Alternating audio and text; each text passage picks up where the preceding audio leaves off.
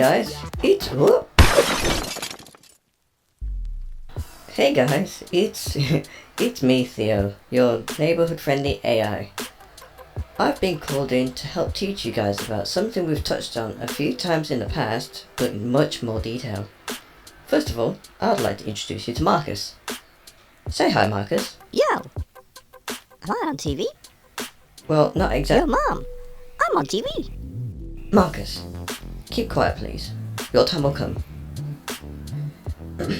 Marcus is here because he wants to know more about Jesus and his teaching through the Holy Bible. Now, why would I want to do that? Well, because it's the most important choice you'll make in your life, especially for the one to come. Wanna come? You got a screw loose or something? I'm only 8 years old.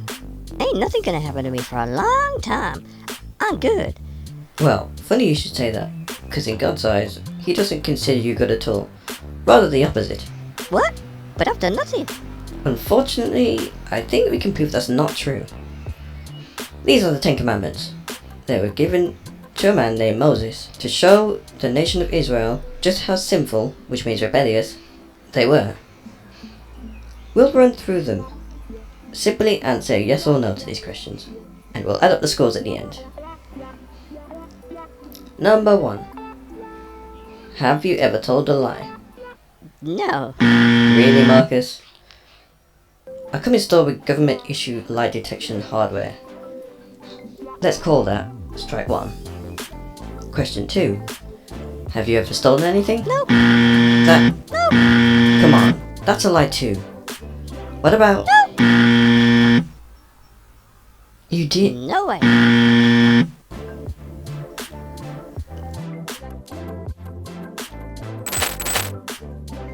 I know that you have not only lied, but you've also stolen, dishonoured your parents, took God's name in vain, and have been so angry with someone that God likens it to murder at heart. Hey, you're not allowed to do that. Well, I just did. But we haven't got time to argue.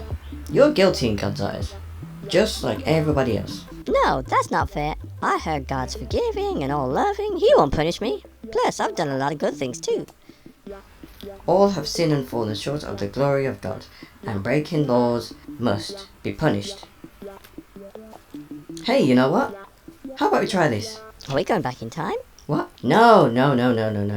That's caused enough problems. I'll help you understand it in a different way. We'll use a great story. We'll call it the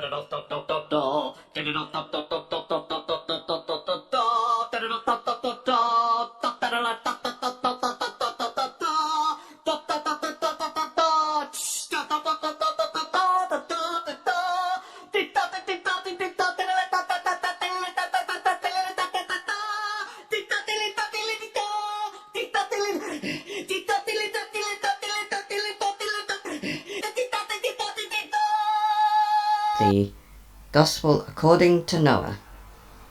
It all starts with Jesus confronting the covenant breakers, the scribes and the Pharisees in the temple for not following God's laws. They know it inside out, yet they don't follow it in their hearts. Jesus calls them hypocrites, whitewashed tombs, snakes, a brood of vipers and murderers, and lays out the judgment that will come upon them in the immediate future. As he and the disciples leave the temple, the disciples ask Jesus to help them make sense of the words he's just spoken. What will be the sign of your coming and the end of the age? Jesus turns to them and prophesies everything that will happen in detail, but also what things to do to escape the judgment that comes also. To clarify this a bit further, he refers to the time of Noah. People were living their lives, having fun and getting married when the flood came. They even ridiculed Noah for building the ark in the desert. But in the end, the waves washed the earth clean, taking away all the evil and violence, leaving Noah and his family, the only ones who had faith and obeyed God, safe aboard the ark. We, and by we I mean you, have all sinned and broken God's laws, but also his heart. And just like in society, breaking laws comes with a punishment. Jesus is our ark. he was sent as a sacrifice for all sin. God the Father exhausted all of his wrath on his Son for our sin, which we deserved. Just like how the waves beat against the sides of the ark, the blameless Son of God took every beating, strike, cut, and bruise, as well as the ridicule and the shame and the judgment of his Father, so we could have an opportunity to be considered right standing with our Father, that we may have a new life in him, just like with Noah and his family. We are no longer considered enemies anymore, but rather his children. Your salvation is eternal. The promises he has made are trustworthy. He clothes you in his righteousness and fills you with his Spirit. Your desires change, because your heart is no longer stone, but made of flesh. You no longer desire to sin, but you fight against it. You can have the confidence that your place in heaven is secured, and it's certain.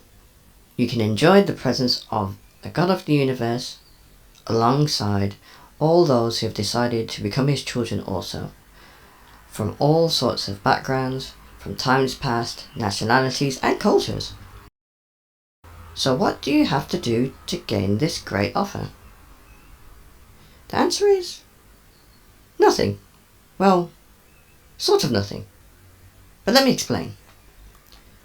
The first thing you need to do is repent, which means to understand that you are a sinner who has broken God's laws, and that you understand that Jesus stepped into the gap on your behalf to make you right with God, and that you will turn away from breaking his laws any further.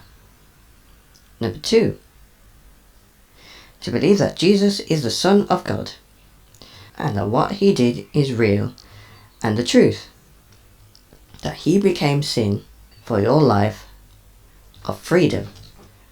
The third is to follow the Bible, which is God's holy and special word, which has power to transform and to teach and to instruct and to edify you, allowing you to see the world as God sees it and to behave in a way that glorifies him.